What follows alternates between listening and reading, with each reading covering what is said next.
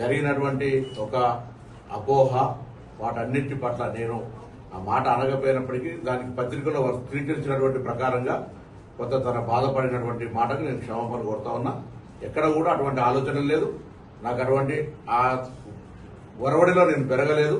Congress party నాకు ఆ సంస్కృతిలో నేర్పలేదు. కాబట్టి నేను తప్పకుండా ఈరోజు తెలంగాణలో కానీ దేశంలో రాహుల్ గాంధీ గారు సామాజిక న్యాయం కోసం పోరాడే సందర్భంలో వ్యక్తిగతమైన అంశాలన్నీ పక్కన ఉంచి కాంగ్రెస్ పార్టీ సామాజిక న్యాయానికి జరిగే దాని లోపల ఒక బలహీన వర్గాల బిడ్డగా ఈ రోజు తెలంగాణ రేవంత్ రెడ్డి గారి నాయకత్వంలో, పిసిసి అధ్యక్షుడు మహేష్ కుమార్ గౌడ్ గారి నాయకత్వంలో, రాహుల్ గాంధీ గారి సూచన మేరకు ఏదైతే 42% రిజర్వేషన్ పోరాటం జరుగుతుందో సామాజిక న్యాయం, నిన్న ఉదాహరణకు బీజేపీ అధ్యక్షుడు కూడా మాట్లాడే సందర్భం లోపల 84% వర్గానికి వ్యతిరేకంగా మాట్లాడద్దనే మాట చెప్తున్నాం తప్ప మేమంతా ఐక్యంగా కాంగ్రెస్ పార్టీ రేపు భవిష్యత్తులో రాహుల్ గాంధీ గారి నాయకత్వంలో పనిచేసే వాళ్ళని తప్ప ఇంకోటి కాదు.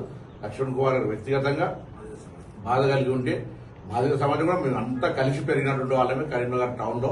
కాబట్టి అటువంటి ఎక్కడ కూడా ఆ అపోహ ఉండద్దు అనేటువంటి మాట నేను మరొకసారి ప్రత్యేకించి విజ్ఞప్తి చేస్తున్నాను.